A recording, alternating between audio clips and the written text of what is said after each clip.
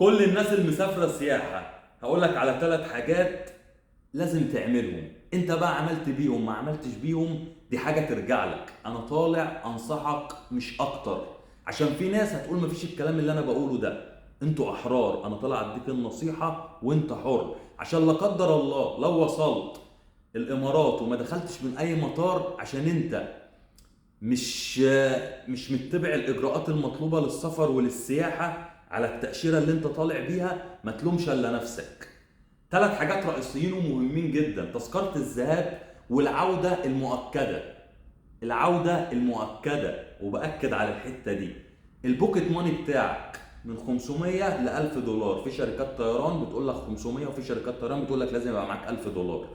حجز الفندق، حجز الفندق مستثنى لناس معينه. لو انت رايح على حد من الدرجه الاولى، رايح لاخوك، رايح لوالدك، واحد جايب مراته، بيبعت لك العقد السكني بتاعه وبيبعت لك صوره الاقامه وبتعدي.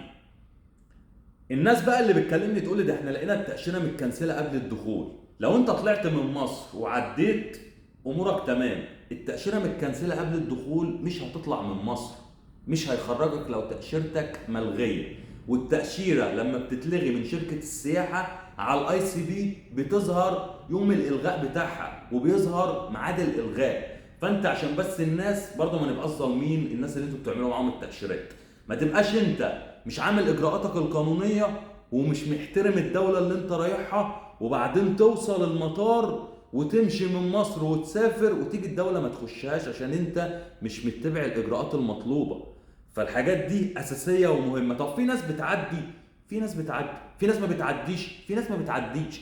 بنسبه كبيره ناس ما بتعديش. انت بتعمل اللي عليك وبتعمل القانون وبتطبق القانون المطلوب منك كراجل مسافر سياحه.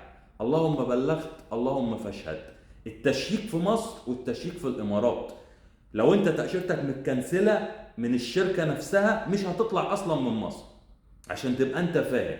فعشان ما تجيش ما تبقاش عامل الاجراءات وحاجز ومش حاجز العوده، او عاملها فيك، او عامل الفندق فيك والكلام ده كله، وما تخشش الدوله وتقول ان الشركه دي نصابين او الناس دول عملوا. لا، اتبع الاجراءات القانونيه. ال3 حاجات دول مهمين جدا. ماليش اي علاقه باي حد يقول لك الكلام ده موجود الكلام ده مش موجود.